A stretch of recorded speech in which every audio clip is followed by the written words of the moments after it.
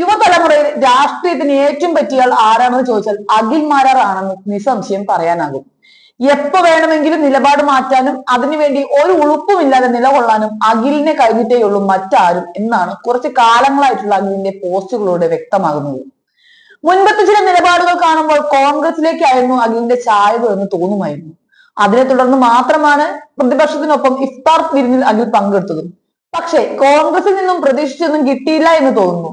ടപ്പയെന്ന് BJP-യിലേക്ക് കാലുമാറിയിട്ടുണ്ട് ആശാൻ. സംഭവം വ്യക്തമാക്കിയിരിക്കുന്നത് പതിവ് പോലെ സോഷ്യൽ മീഡിയയിലൂടെയാണ്. എമ്പുരാനിലെ രാഷ്ട്രീയത്തെ വിമർശിച്ചതിന്റെ പേരിൽ തന്നെ സംഖ്യയാക്കാൻ ശ്രമിക്കുന്നു എന്ന് പറഞ്ഞാണ് മാരാർ പോസ്റ്റ് തുടങ്ങുന്നത്. സവർക്കറെ കുറിച്ച് 5-6 വർഷം മുമ്പ് എഴുതിയ പോസ്റ്റ് പൊക്കിക്കൊണ്ടാണ് ചിലർ വരുന്നത്. ഇന്ദിരാഗാന്ധി സ്റ്റാമ്പ് ഇറക്കി ആദരിച്ച സവർക്കറെ തനിക്ക് യാതൊരു ബഹുമാനക്കുറവും ഇല്ലെന്ന് മാത്രമല്ല ഇന്ത്യയിലെ മികച്ച സ്വാതന്ത്ര്യ സമര പോരാളി എന്ന നിലയിൽ ആദരവുമാണ്. സുഡാപ്പികളെ പേടിച്ച് സവർക്കറെ തള്ളിപ്പറയുന്ന കോൺഗ്രസ് നേതാക്കളുടെ നിലപാടായിരുന്നില്ല പഴയ കോൺഗ്രസ് നേതാക്കൾക്ക്. അതുകൊണ്ട് സംഖ്യയാകുന്നുവെങ്കിൽ സന്തോഷമേ ഉള്ളൂവെന്നും കൊട്ടാരക്കരയിൽ BJP സ്ഥാനാർത്ഥിയാക്കിയാൽ താൻ വിജയിച്ചു കയറുമെന്നും അഖിൽ മാരാർ കുറിക്കുകയുണ്ടായി. എമ്പുരാൻ ഇറങ്ങിയതിനു ശേഷം ഗുജറാത്ത് കലാപം ചർച്ചയാക്കുന്നത് BJP-ക്ക് കേരളത്തിൽ കൂടി അധികാരത്തിൽ എത്താനുള്ള സാഹചര്യം ഒരുക്കി കൊടുക്കലാണെന്നും ആ വിഷയത്തെ ശ്രദ്ധയോടെ ബുദ്ധിപരമായി കൈകാര്യം ചെയ്യണമെന്നും പറഞ്ഞ് താൻ എഴുതിയപ്പോൾ തന്നെ സംഖ്യയാക്കാനുള്ള നെട്ടോട്ടത്തിലാണ് ഇപ്പോൾ സുഡാപ്പികൾ. കലാപം ഉണ്ടാവാൻ കാരണം ട്രെയിനിലുണ്ടായ തീപിടുത്തമാണ്. അത് കത്തിച്ചതായാലും കത്തിയതായാലും അതിന്റെ ഗുണം നാളെ ഇതുവരെ കിട്ടിയത് BJP-ക്ക് ആയതുകൊണ്ട് അത് ആവർത്തിച്ച് ഇനിയും പാടുന്നത് BJP-ക്ക് ക്ഷീണമല്ല മറിച്ച് നേട്ടമാണ് എന്ന് തിരിച്ചറിയുക.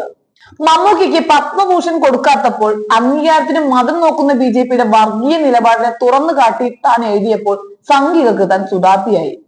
തീവ്രവാദികൾക്ക് കുട പിടിച്ചു കൊടുത്തില്ലെങ്കിൽ കൊടുക്കാത്തവരെ സംഘിയാക്കിയ കൂട്ടത്തിൽ കമ്മ്യൂണിസ്റ്റ് നേതാക്കൾ എന്നോ കോൺഗ്രസ് നേതാക്കൾ എന്നോ സുഡാപ്പികൾക്കില്ല.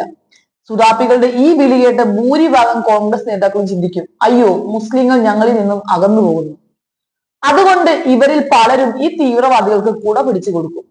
ഫലമോ ബാക്കിയുള്ളവർ ഇവരിൽ നിന്നും അകന്നു പോകും. ഇനി ഞാൻ BJP-യിൽ പോകുന്നതാണ് സുഡാപ്പിക്കും കോൺഗ്രസുകാർക്കും ഇഷ്ടമെങ്കിൽ എനിക്ക് യാതൊരു തടസ്സവും ഇല്ലെന്ന് മാത്രമല്ല 40,000 വോട്ടുകൾ കൊട്ടാരക്കര നിയോജക മണ്ഡലത്തിൽ 2020-ലെ പഞ്ചായത്ത് തെരഞ്ഞെടുപ്പിൽ ലഭിച്ച ഏതാണ്ട് 75% ഹിന്ദുക്കളുള്ള കൊട്ടാരക്കര നിയോജക മണ്ഡലത്തിൽ ഞാൻ BJP-യുടെ സ്ഥാനാർത്ഥിയായാൽ BJP നിയമസഭയിൽ തന്റെ പേരിൽ ഒരു സീറ്റ് കിടക്കും. മാത്രമല്ല ഇനിയിപ്പോൾ അത് മാത്രമാണ് തന്റെ ശ്രമവും എന്നാണ് അഖിൽ പറയുന്നത്. അല്ലെങ്കിലും ഏത് കുപ്പത്തൊട്ടിൽ കിടന്നാലും ചാണകമെന്നും ചാണകം തന്നെയാണ് മിസ്റ്റർ. അത് ഞങ്ങൾ തിരിച്ചറിഞ്ഞിട്ട് കാലം ഒരുപാടായി.